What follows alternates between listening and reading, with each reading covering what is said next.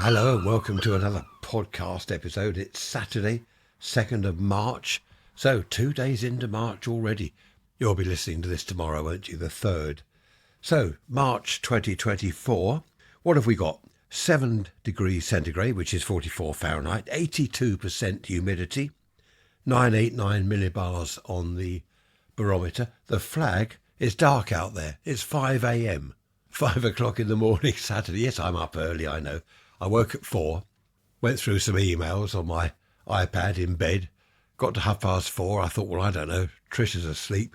So I'm in here anyway at 5 o'clock. So the flag isn't moving at all. I can just about see it because the street lights come on. Not moving at all.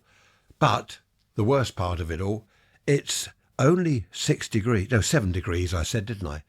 It is lashing with rain. And I've had a Met Office email warning of snow. So I hope we don't get snow today. We're into March. The last thing we want is snow, isn't it? Thank you for all your emails.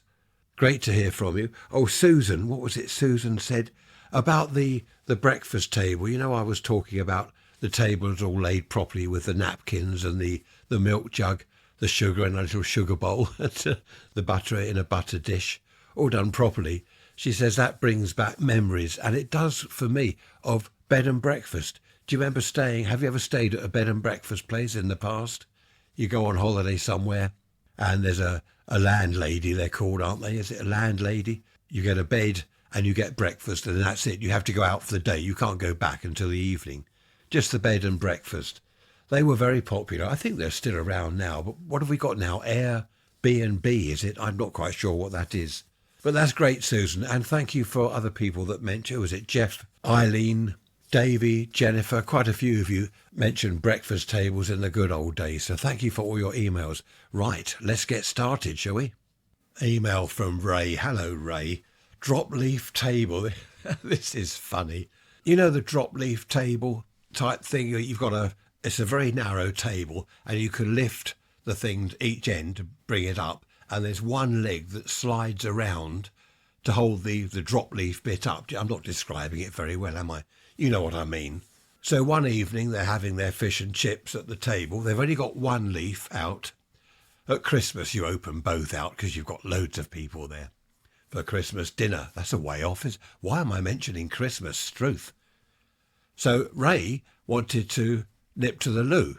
So he leapt up from the table, dragged the drop leaf leg with him so it went under. And of course that leaf then, they call it a leaf, it's half the table, isn't it? It collapsed, of course. It folded down. So his dad was eating his fish and chips. That ended up in his lap. His dad was trying to catch everything else that was sliding off the table. I can just picture that, Ray. That's brilliant. Mary Jo, nice to hear from you. You say you were born and raised in I'm going to get this wrong, aren't I? Appalachian Mountains. Is that right? Appalachian? Some of the sayings. She threw more out of the back door than her man could tote in the front door. I like that. And if someone was blocking the view, your daddy ain't a glass maker. So you can't see through the person. One or two here I can't read. Anyway, great to hear from you, Mary Jo. I'll try and find the correct pronunciation for that. Appalachi. It's Appalachian, isn't it? I bet that's wrong. I'll ask my son next time I speak to him. He's in the Carolinas, North Carolina. I'll ask him. I bet he'll know because he does get around a bit out there. He's been out in America now, must be 7 or 8 years. But he doesn't have the accent. When we chat, he doesn't have the American accent, which is strange. I thought by now he would have. Julian, nice to hear from you. You say that going back to was it last Sunday's episode? I can't remember. School holidays, half term when it's pouring with rain, what do you do? He says that he went over the woods with his friends. Excellent, over the woods, in the pouring rain. There was a derelict house. They go into the derelict house, light a fire, not on the middle of the floor, in the fireplace, smoke coming out of the chimney, plenty of wood around, of course, although I expect a lot of it was wet, and they'd spend the day there. They'd take food with them and bottles of drink. Wonder whether that was bottles of Corona or tins of 7-Up back in those days. You say it was 60s, 1960s, so could be 7-Up or Pepsi Cola in bottles. So they'd all sit round the fire, having a laugh, having a chat. Oh, and I forgot this bit, I made a note here, took a transistor radio with them so they could listen to the pirate stations. Perfect. Radio London, he says he liked best, although he did listen to Caroline. Wonderful Radio London. I think they're on 266 metres, weren't they? Medium wave. Happy days. Kids back in the 50s, early 60s anyway, they loved building camps in the woods. I remember we were over there one summer and we came across a load of branches that had been piled up lengthwise, standing upright, against a tree. So we pulled all the branches away to see what was in there. It looked like something was being hidden. And we found an entrance to an old air raid shelter. Now, we knew of all the we thought we knew of all the air raid shelters in the vicinity. Over at the local park, the recreation ground, in the woods, there were a couple. This was one we didn't know about, and someone had obviously disguised the entrance. Basically, it was a huge concrete square block, half buried under the ground. A couple of, I call them windows, a couple of holes in the very, very thick concrete, steps down to get into it, a flat roof on top, which was also covered in branches, old leaves. Someone had gone to a lot of trouble to hide the whole thing. It wasn't that big. What was it inside? 10 feet by 10 feet, say 3 metres by 3 metres, something like that. For those of you on the metric system, we got both here. We can say 1.5 metres instead of 1.5 metres, 1.5. So we got metric and imperial. Anyway, inside this air raid shelter was a bed, like a camp bed. Do you remember the camp beds?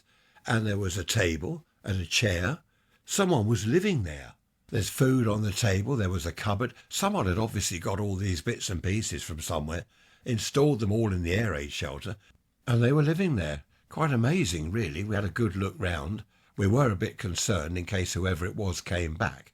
It might have been someone that was unpleasant, put it that way, not very happy to find us in their home, which is what it was. It was someone's home. Of course, we were excited. We'd discovered something secret. This was brilliant. We had to make plans. We came out of the air raid shelter, put all the branches back, and we hid in some bushes. That was the plan, to see who went there, to find out who it was that was living there. Well, after a couple of hours, we gave up. I remember why we gave up, because it was approaching lunchtime. We had to get back for lunch. So we decided to go back in the afternoon. When we got back, there was someone in there. We could hear them shuffling around. There was someone in the shelter. We couldn't see who it was. We didn't want to get too close in case they heard or saw us. So we hung around in the bushes. It must have been for another hour, hoping that whoever it was would come out, which of course they didn't. That evening we were having a chat. I think it was round my house. We were all having a chat. It was a tramp. It was an escaped prisoner. It was a spy. We came up with all these theories, all this speculation. Plan B was to go back the next morning, which we did, and we saw who it was. Now, we didn't know the person. It wasn't a tramp. It could have been a spy. A chap came out dressed in a suit, a shirt, a tie, a briefcase. And we're thinking, what's this? Perhaps someone's discovered it. This could be the authorities, the council or whoever. They've discovered that someone's living there and they've come to investigate. So we followed this chap to the railway station, which wasn't that far from the woods. It was, where are we, past my house. It was probably half a mile. And he got on the London train. And that was it. He disappeared. So we're thinking, well, he can't be a council chap. He wouldn't. What's he going to London for? More speculation, more conspiracy theories. Of course, it was great, for us lads at that age. What were we, 12, 13? It was fantastic. So we had another look in the shelter. There was nothing really to give away what the chap was, what he was doing there, who lived there. But we did find some more clothes in a suitcase which had been put under the bed. They were nice clothes. They weren't tramps' clothes.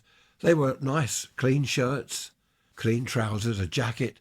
We just couldn't work out what this was all about. One of the lads said, let's go and tell the cops. But no, we don't want to do that. We wanted to find out who this chap was. There was a paraffin lamp on the table, a couple of torches, some spare batteries. It wasn't a home exactly, it was obviously temporary accommodation, well, so we thought. The mystery seemed to be deepening, or the plot thickening. We decided to hang around in the woods later that afternoon. If he'd gone to London, and he was working in London, he'd probably be back about 5, 6 o'clock, maybe even 7. We had no idea, of course. So what we did was just hang around in the woods, nowhere near the shelter, but where the path led into that part of the woods. Our hanging around paid off, because late afternoon the chap was walking towards the woods with his briefcase and with a bag.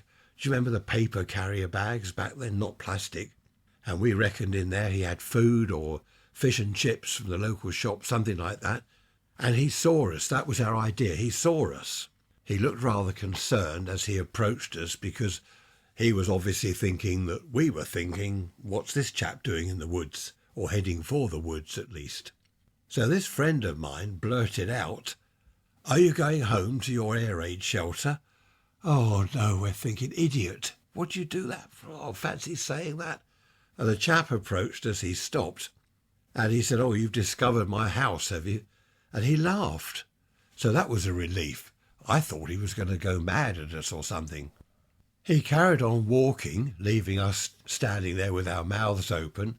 He stopped, turned to face us and said, "Well, come on then, if you want to hear the story of why I'm living in the woods." So we did, we followed him. We were a little bit hesitant. Mind you, there were, 5 or 6 of us, and we're early teens, so had he tried anything, we weren't too sure that he would, obviously, but we would have been safe enough. We all piled into the air raid shelter. He put his bag on the table. It was fish and chips. That was his evening meal. And he had a couple of bottles of beer. So he said, "Well, I can't offer you a seat, so you all have to sit on the bed," which we did. He stood in front of us as if we were his audience. It was quite funny. And he said, "I'm living here because my wife threw me out of our house." Of course, we laughed. It wasn't funny, but we laughed. And then he laughed. He said, "What it is, we had an argument and she threw me out and said I can't go back for 2 weeks." I mean, it was hilarious. We thought he was joking, because back in those days, as I've said in previous podcast episodes, the house belonged to the chap, the husband. It was his house and the wife was just living in it. It's all changed now, of course. So why should she throw him out? What it was, he explained that she reckoned he couldn't survive on his own. Quite a weird story, actually. He couldn't survive on his own. He had to get out for 2 weeks. I don't think it was an argument as such, and I don't think he was thrown out. I think it was more of a bet, more of a dare. Go on then, you walk off. You go and live somewhere in a tent or wherever for a couple of weeks, because I don't think you can do it. That's what it was all about. He was a lovely chap. He worked in London. He made a nice home in the woods. He said to us that he only had another few days there, and he said that we could have the house, as he called it. We could have his house. He was going to leave the bed and the table. He didn't want to take it all away, and we could use it as a camp. We did use it as a camp for, 2 or 3 weeks, something like that, till one day we went there, and there was this chap in there. Outside, there's like a clearing, difficult to describe, but there's a track into the woods.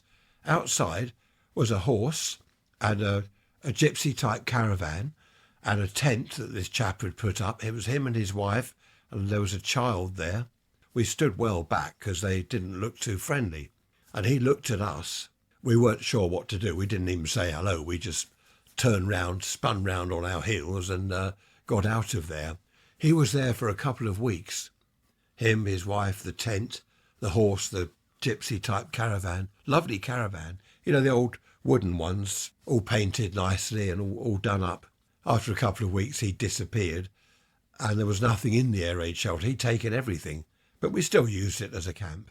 Of course, back in those days, there were a lot of woods, a lot of woodland around, fields, farms, a lot of things left over from the war years in the 50s, obviously, things like air raid shelters, things to explore, which was great for us kids. We were always discovering things. I think I've told you over at Shoreham Airport, there was a wartime rifle range. It was out in the open. It was a big brick wall that they used to, I don't know, put targets on. And there were little brass shells everywhere. It was very sandy there. And in the sand, there's all these little brass shells from where they were shooting at the targets on the wall. And we collected dozens of these things, probably hundreds. I don't know what for. I don't know what I did with them all. But there were all these things to explore. It was a fantastic time, really, for kids that wanted to get out and about down the beach, in the woods, things to look for, things to discover. Happy days indeed. I remember on the beach we used to find these they were green glass balls, about 6 inches diameter, made of glass. Some of them were broken, but some were intact, glass balls. They're just sitting on the beach. The tide had gone out and they're stuck on the stones. We only found 2 or 3. I had no idea what they were until a local chap, a fisherman, he said, I forget what he called them. He said, you found whatever floats. And he said, they're to hold up fishing nets. We didn't know that. He said, take them to your local bric-a-brac shop. He said, they'll buy them. So we did. I think we had 2 or 3 of them. I can't remember what we got for them, how much, but with the money we went and bought some sweets. What else would you spend money on at that age? Well, fireworks possibly, but this was the summertime. I've still got a rough throat, you can probably tell. Still a bit bunged up after the weekend's cold and cough. I had severe flu, that's what it was, severe bout of flu for 2 days. I've never had the flu, influenza, isn't it? I've never had flu, but people that have said to me, you would know if you had the flu, you'd know, because for 2 weeks, that's it, you're wiped out. So these people that say, I had flu last Wednesday, they're talking, what's the word? Rubbish, that's it, they're talking rubbish. One thing I did find in the woods was a gin trap. Now, I believe they were made illegal, was it mid to late 50s? This must have been the 60s. I found a gin trap with a chain. You know what a gin trap is? It's a sort of spring-loaded thing with 2 big jaws. If an animal, say a fox, steps on the plate in the middle, the jaws close, they snap close with jagged things on them and trap its legs so it can't escape. And they were made illegal. But I found this one, early 60s. There was a stake in the ground with a chain to it. I managed to pull the stake out. I set the thing off first of all. I got a stick and poked it, and it went bang, snap, and these jaws came together. Dangerous. I could easily have stepped on that plate and it would have got my foot. That would have been awful. Don't know how the poor animals must have felt. Anyway, I took it home. I took my jacket off. I had this old jacket. I called it my woods jacket. It was for going over the woods because it didn't matter if it got ripped or dirty or... I must have looked like a tramp. And wrapped it in this jacket and I took it home. And my dad said, they're illegal. So we didn't know what to do with it. And I think it hung up in the shed for a few weeks. And in the end he said, look, we better get rid of that. If someone sees it, they'll think that we use gin traps or something to trap animals. I don't know what he did with it, but he got rid of it somewhere. Horrific looking thing. It was awful. Shotgun cartridges, they were good to collect. They were sort of reddy type, red, yes, and green ones. Don't know what the difference was. Red and green shotgun cartridges. We'd collect those as kids from the woods. I found an electric fence machine chucked in a very shallow stream by this hedge. So I took that home, dried it all out, cleaned it up, borrowed Dad's old car battery and connected 12 volts to it. I got it working. Once I dried it, cleaned it all out, put some oil on it, it actually worked. There was a mechanical type for those who are interested, which are probably not these days. They're solid state, aren't they? Nothing moving, no moving parts. But it had a disc, a heavy disc, which would twist round. It would go tick, tick, tick. And I got electric shocks from it. And I gave friends of mine electric shocks. I fixed it up, a little electric fence down the garden. And I said, look, touch that wire. Because they did, in their innocence. What's that do then? Oh! That was good fun. As I said earlier, there were things to explore, things to discover, things to do for kids. It was great fun. Before I forget, do you remember I was making a note of the people that liked and or disliked seagulls? It was 15 likes and 3 dislikes. It's now 18 likes and 3 dislikes. The likes are winning. What is it? The yays? Was it the no's and the yays? The yays have it or something. Now, where's my notes? Hang on, let me check. Let me check my notes here. What have I got written here? There was snow in the air a little while ago. Just a few very fine, flaky bits of snow. So the Met Office weren't lying. They did say, actually, in the email, it might not settle because everywhere is so wet at the moment. When the snow reaches the ground, it'll just hit the water and melt. We do not want snow.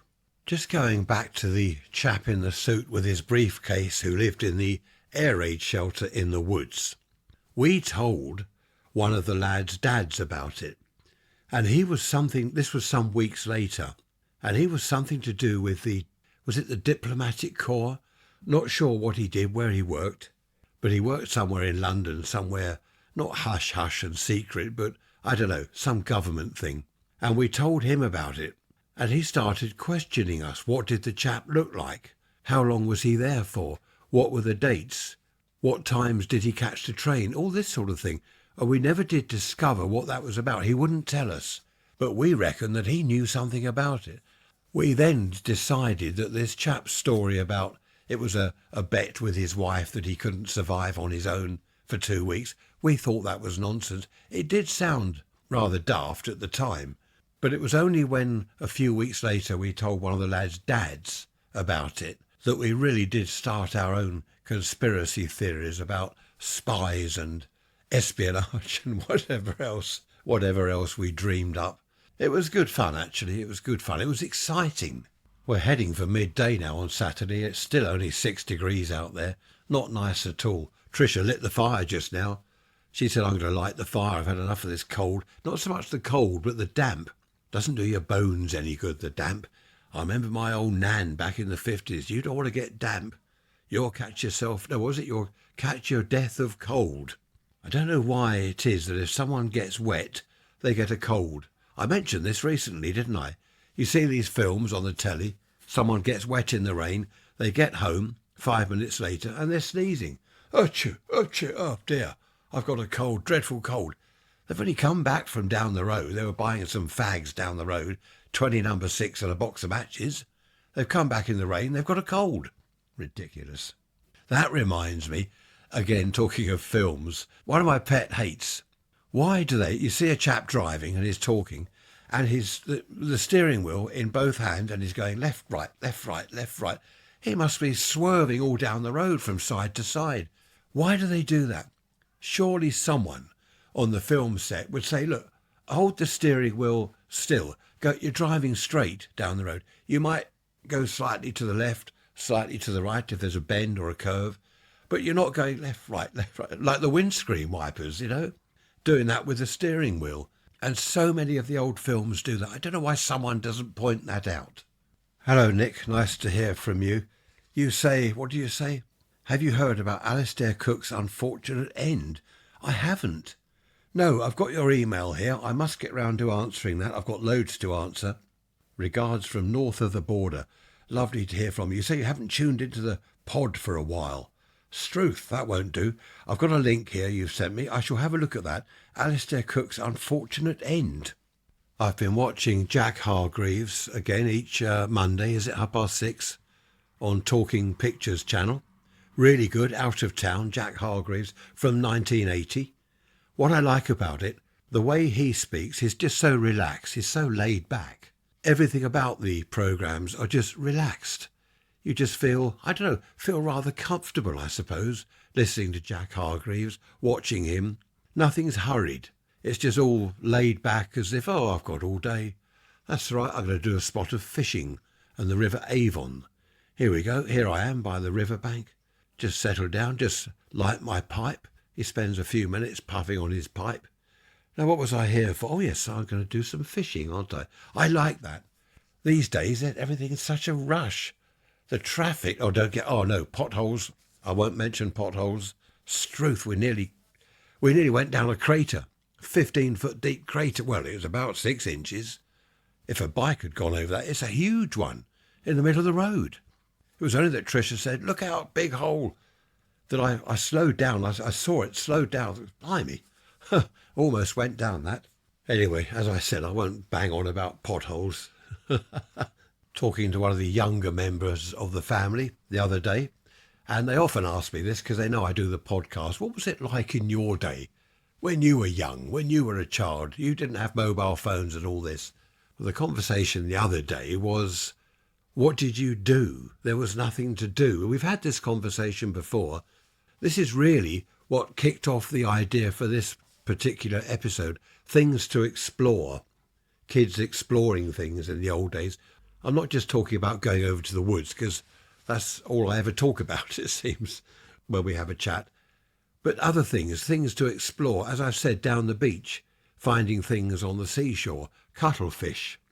Used to collect those for my my granddad, who had birds. They lived up in Surrey. He had loads of birds. I don't think, what were they, canaries? Budgies? I don't know what they were. Huge cage in the garden, with a garden shed, full of these birds, loads of them, and they liked cuttlefish. Going back to the beach, we'd find all sorts of weird things washed up, bits of wood that had been shaped by the sea, years of being bashed around in the sea. Perhaps one would look like a man, one would look like a tree, something like that. They'd been bashed into shapes, you know. We'd collect bits of wood. In fact, a friend of mine, he collected so much wood in his dad's shed, he hung them all up on the wall. He had a gallery of driftwood from the sea, all different shapes, sizes, and they looked like things. One definitely looked like a man. One looked like a dog. I remember the one hanging up in his shed looked just like a dog. Because I said to him, you've carved that, you've carved it out with your sheath knife. Do you remember sheath knife? We all had a sheath knife back then. Can't go over the woods without a sheath knife to do some, what was it called, whittling, was it? Bits of wood, mucking about with bits of wood. We made bows and arrows. That was another thing we made ourselves. We didn't want to go to the shops and buy them, spend our pocket money on bows and arrows. We had to buy sweets and bangers, fireworks. But we made our own bows and arrows, and that was really good fun. And the arrows, you find bits of wood, shape them all, what do we do with the flights? I don't know how we made the flights, get some feathers or something. Probably feathers, loads of them around. And we'd spend hours just making bows and arrows. I don't think the kids today do that sort of thing, do they? There again, health and safety. These days you're probably not allowed to make anything. Well, you couldn't give them a knife. Surely they wouldn't be allowed over to the woods with a knife. It's an offensive weapon. They wouldn't be allowed to make bows and arrows. They'd have someone's eye out. I remember my nan saying, stop doing that, you'll have someone's eye out. I forget the wood that was it hazel or willow to make the bow from? I can't remember. But this old farmer chap, we were whittling these bits of wood, and he saw us. He was on his tractor, and he pulled up and he said, what are you making, lads? And we said we're making a bow. And he told us which wood to use for the bow and the arrows. It was something, I can't remember what it was, hazel, willow.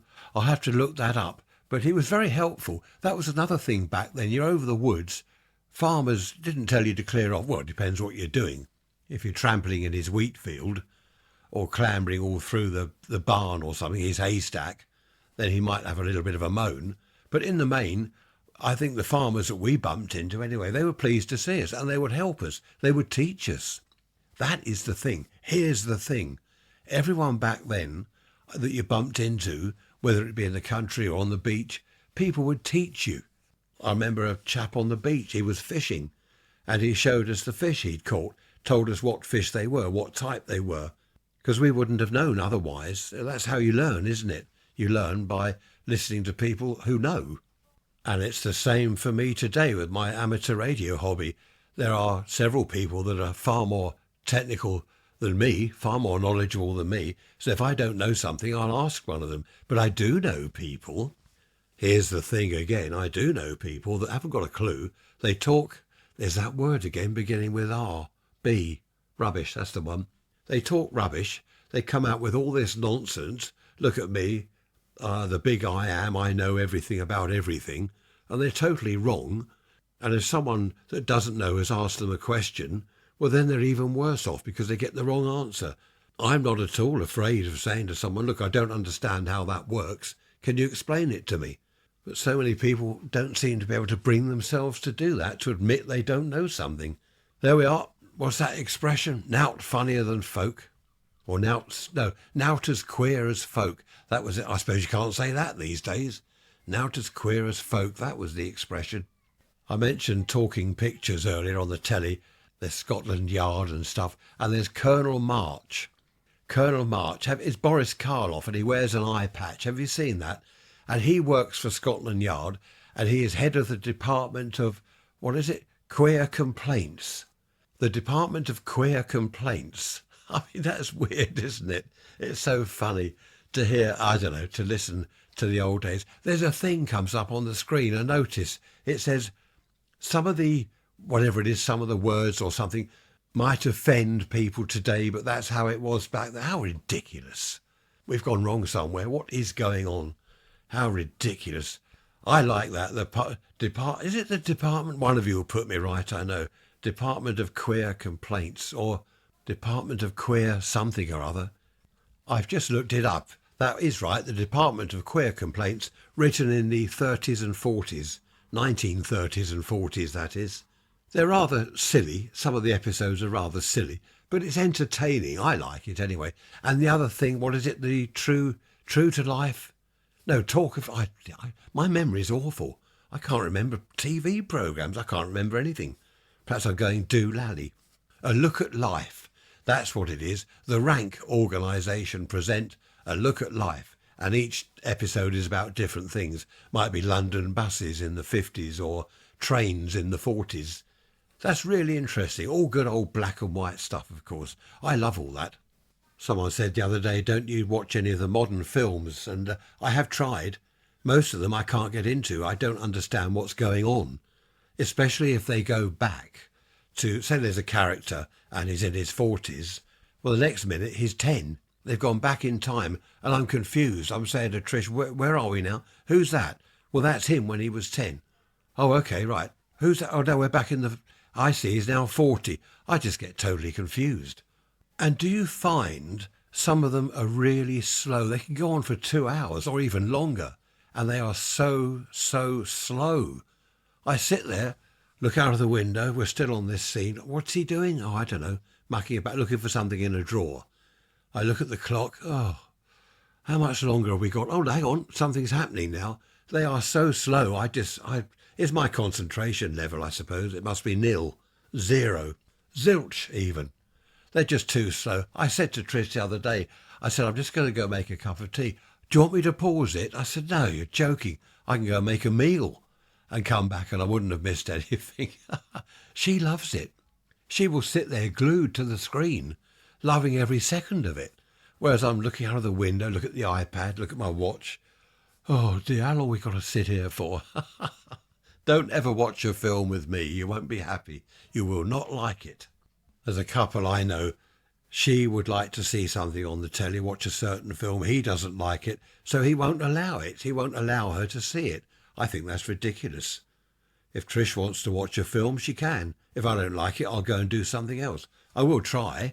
I'll sit there, and if after a while I think, oh, this is no good, I'll say to her, right, I'm going up to my radio room. Got to talk to some nerds on the radio. And she'll say, oh, thank goodness for that. It's true, though. I wouldn't spoil her viewing. And if I want to watch something, Jack Hargreaves, as I've said, Out of Town, she doesn't like it. It's boring. She wouldn't stop me from watching it. She wouldn't sit there and moan about it all the way through. She'll go and do something else. Or we've got a couple of tellies in different rooms. I'll go to another room and watch it, or whatever. Neither of us would stop the other one from watching something on telly just because they don't like it. Just going back to exploring things in the woods. I know it's the woods again, sorry about that. In the old days, have I told you this? A friend of mine and myself, we were up in the woods and we saw something sticking out of the ground. It looked like a handlebar of a bike. So we're poking around with sticks, prodding it and looking at it, scraping some earth away. It was a motorbike handle. So we dig a bit further and there's the speedometer. There's the handlebars. There's the front wheel. So we dig a bit further. There's the engine. There's the frame. It was a brand new motorbike, all covered in grease. Whole thing was covered in thick grease. The whole thing was buried except this one little bit of handlebar sticking out, probably to show where it was to whoever had buried it for when they go back. So we went back to this friend of mine's house, just down the track, because they lived almost, well, on the edge of the woods. We told his dad, who came and had a look, went back to the house, and his dad called the police. 2 coppers turn up in an old Jaguar. Do you remember the big old Jags they used to ride around in? They parked their car and we showed them in the woods where this motorbike was. And they were saying, oh, that's obviously been stolen. Someone's hidden it here, covered it in grease so it doesn't go rusty. I got a lift home in the Jag. How about that? I got a lift home. I don't know whether I had my bike with me. Anyway, I got a lift home in the Jag. And I went indoors and I said to my mum, I've just had a lift home by the cops in a Jaguar. She said, no, you haven't. I said, I have. You should have seen out of the window. The cops had said to us, we will find out who the owner is and we will tell him that you 2 boys found it. And he said, you never know, you might get a reward. Nothing. They found out who the owner was. It was a motorbike shop in Brighton. It had been stolen from there. They told the owner that we had found it, and the chap didn't even send us over a couple of sweets. Didn't even give us 6pence for our trouble. Isn't that sad? I remember us saying to each other, next time we find a motorbike, we'll keep it. Of course, we didn't find a motorbike again. At the time, of course, it was exciting. You know, the cops turning up and we found some stolen goods in the woods. It was all exciting for young lads. It was great fun. Again, it's part of exploring, isn't it? It's all part of exploring things and going out, digging things up, having a look, investigating. That's one of the things that made childhood just fantastic. That's probably why the Enid Blyton books were so popular. Well, and they still are, I believe. Secret 7, was it? And 5 go off to Dorset, 5 go looking for caves, or 5 go camping or whatever. It was a group of kids just like we were in the 50s and early 60s, group of kids going off exploring, doing things, going to the woods, having adventures, just having a good time. Did you ever have a tent in the back garden when you were young? I remember doing that with brothers and sisters. We'd have a tent in the back garden, sleeping bags, and we'd stay out there all night. We'd have a torch and a packet of crisps and some sandwiches, and I had a transistor radio, so we've got that out there. It was great. And of course we were perfectly safe. We're only in the back garden. I remember on more than one occasion, got to about 9 o'clock, 10 o'clock, getting dark. Oh, I don't like this, I'm going in. Went to bed indoors. But there were nights we were out there, we didn't wake up till the morning. I wasn't a reader, but I had looked at the Enid Blyton books and others, Alice in Wonderland, stuff like that, Winnie the Pooh. I like that. Rupert the Bear, Rupert and his mate Big Ears. Good stuff. It was really good stuff. I used to flick through. I couldn't read. I've only read one book in my life, Wuthering Heights. That's the only one I've read. And I'm not sure that I read that properly, to be honest.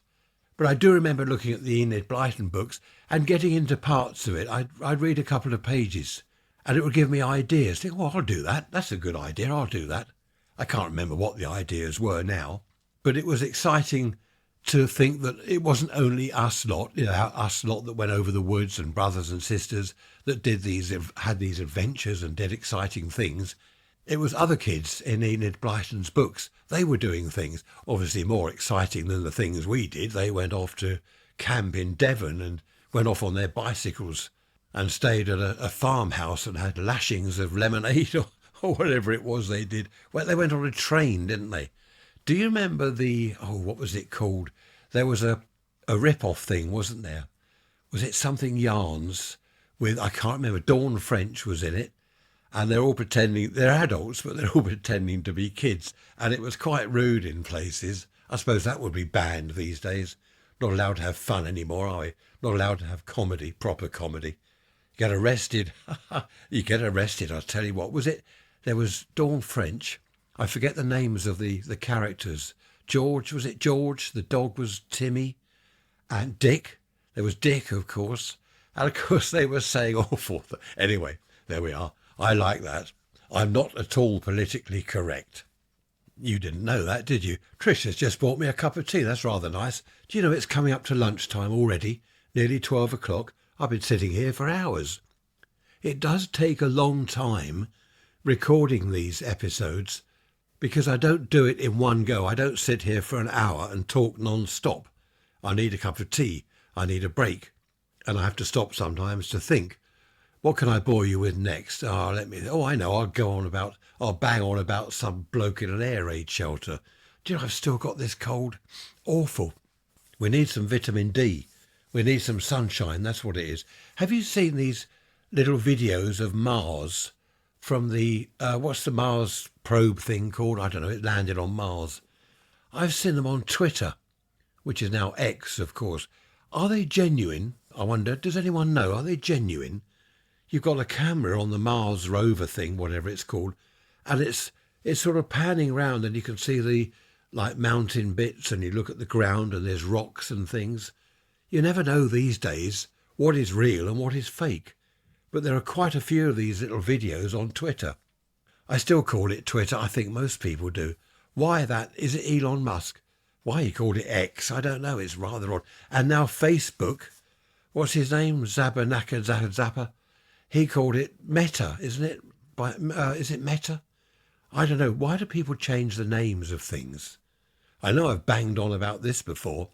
They changed the name of a pub. It's been the Fox and Hounds for the last 500 years. And now it's the Slug and Lettuce, or Slug and Cabbage or something. I don't know why they do that. I've not been sitting here since 5 o'clock. I just thought I started the video. Video? Now listen to me. It's not a video. Where's the camera? I started the podcast episode at 5 o'clock this morning, and it's now 12. I have not been sitting here for 7 hours, even with the odd break for a cup of tea. We went to my mother's. We went round there at 8:30, had a cup of tea with her, and had a chat for an hour or so. Tricia did her housework.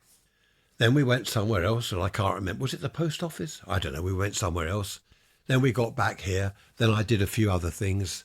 So I've not been sitting here talking solid for 7 hours. Well, obviously, we're only 40 minutes into the episode. Mother-in-law is downstairs. Daughter number 1 has turned up. It's Saturday, you see. Saturday lunch. They all come round for lunch. It's great. I love it, especially in the summer. You get a lot of the family, not all of them. Some have to work, some have other things to do. But there have been occasions, many occasions, when we've got perhaps 15, 20 people all turn up for Saturday lunch, all out in the garden. It's great. I love all that. Well, as it's now just gone midday, the sun's out, the flag is dry, blowing a little bit of breeze from the west, sunshine, blue sky. What is going on? I'm going to go and have some lunch because I'm starved. The trouble is waking up early, as I do. I'm normally awake by 4:30. I sit up in bed, muck around doing emails on the iPad or whatever I'm doing, get up at perhaps 5, and I will have breakfast early. So now, my breakfast, for example, say it's midday now, just gone. I had breakfast 5 hours ago. That's a long time, isn't it? 5 hours. People have said to me, how come you're starving at midday? Can't you wait till 1 o'clock or have lunch at 2 o'clock? Well, they've got up, they wake up at 8 at the weekend, perhaps get out of bed at 9, have breakfast at 10. Anyway, each to their own, that's what I say. Who was it the other day said to me, having your evening meal at 4:30 in the afternoon? I said, yes, and? What about it? Just because they have theirs later, some people don't eat till 8 or 9 at night. I like, say, 4:30, 5 o'clock in the afternoon. People should mind their own business. I will have my breakfast, lunch, evening meal whenever I like. I can have my evening meal at 7 in the morning if I want. And if someone doesn't like it, well, you can clear off, mind your own business. I ought to tell more people to mind their own business, People need telling, I think, especially if they start poking their nose in and interfering. Anyway, I'm hungry. I will see you in a minute. Cheese and pickle rolls, lovely, my favourite. Who remembers, I've seen a lot of this on Twitter and other platforms recently. Who remembers when they were a kid, mother saying, if you don't like that, go without. That is dinner. That's what I've cooked. If you don't want it, go without. I remember my mum saying that on 1 or 2 occasions, but I think in the main, she would adjust things for different members of the family. There were a lot of things I didn't like, so she would do something different for me. I don't know, perhaps that's unique, is it, or fairly unique? Because it seems that most mums would say, well, that's the meal. If you don't want the meal, then go without, clear off. Clear off. I don't know whether they said that. I do remember my mum in the kitchen. She's trying to get on with something and I'm pestering, I want a biscuit, can I have a piece of cake? And she just pushed me to one side, gently pushed me to one side, for example, as she walked to the sink with a saucepan to wash up. And I would, with this gentle push, I would fly across the room, crash into the back door, onto the ground, my arm, oh no. And obviously I'd put on this huge act, and she just said, don't be so silly. One of her favourite things was, I'll remember this. If I was bad, I'll remember this. I don't think she ever did. I don't think she ever remembered anything. There was a poor chap at school. I say a poor chap. He was. His mum, he didn't have a mum. She'd passed away, I think, when he was young. And we'd be talking at school, oh, my mum did this, and my mum makes mince pies for Christmas, and my mum has just baked a cake. He didn't have a mum, and he just listened to us lot talking about our mums. I used to find that quite sad. He was a nice chap at school. I just felt sad for him. Of course, so many people do lose their mum or dad or both, even when they're young, don't they? I know several people that lost their mums and or dads at an early age, which is a real shame. Another thing us kids did when we were young, in the summer, go down the beach. Now, in the 50s, the men, the dads, the husbands, they would wear a jacket, trousers, shirt and tie down the beach. It's a red hot summer day and they wear a tie, ridiculous looking back. But here's the thing again, money would fall out of their trouser pocket because they're sitting down on a blanket or on the stones. Money would fall out and we would walk up and down the beach looking for money, and we did find quite a lot. I remember finding all sorts, half a crown, oh look, half a crown. 2 bob bits, shillings, sixpences, threepenny bits, some pennies, of course. It would drop out of their trousers as they're sitting down on the stones or on the sand, and they weren't aware of it. And we'd make quite a killing sometimes on the beach on a nice summer's day. So I wasn't always in the woods. Sometimes I was down the beach getting some money. Of course, that was the days before metal detectors, because later on, I remember people on the beach going around with metal detectors looking for money and things. They must have done quite well, actually. There was one time, there was a park bench. I don't know, I can't remember where it was exactly, I don't know. At the back of the park bench, or just underneath it, there was a pile of change. It must have fallen out of someone's pocket without them realising, gone through the slats in the bench, and just was on the ground, on the grass. And I remember picking all this money up. It was quite a lot. And there was also a lighter, a lovely lighter there. So that was quite a find. I suppose I should have taken it all to the police station, really, especially the lighter. Anyway, I didn't. I kept it. Oh, no, I didn't. Yes, I did keep it for a while, but I sold the lighter at school. I remember that. That was naughty, wasn't it? Email me if you wish, raiserants@protonmail.com. What did you do? What did you explore when you were young? Where did you go? Be interesting to find out what other people did. You must have gone to the beach, to the woods, to the local park. Or did you have caves near you? Chap I knew lived somewhere down the West Country, and he came to live in Worthing, and he told me all about where he'd come from. And there were caves. I suppose that's the famous 5, is it? Or the 7, Enid Blyton. They were always in caves, weren't they? Exploring caves and things. But I remember this boy at school, he said, your beach here in Worthing, there's nothing to see. It's just stones. And I said to him, what do you mean? And he said, well, where I come from, we've got caves, we've got rocks, we've got cliffs. Somewhere down the West Country, I can't remember where. That must have been exciting. Anyway, I know we've got another 10 or 11 minutes to go, but I'm going to end it here because sister-in-law and brother-in-law have just turned up for their lunch. They're a bit late. So I better go and show my face, say hello, be sociable, which goes totally against the grain. That's not me at all. I shall go and say hello to them. Look after yourselves. You know what I'm going to say, don't you? You know what I'm going to say. Don't do anything I do, and if you do, don't get caught. Is that right? I don't know. Whatever you do, look after yourselves, have a good time, enjoy life, and I will see you on Wednesday with yet another midweek message. Take care. Bye-bye for now.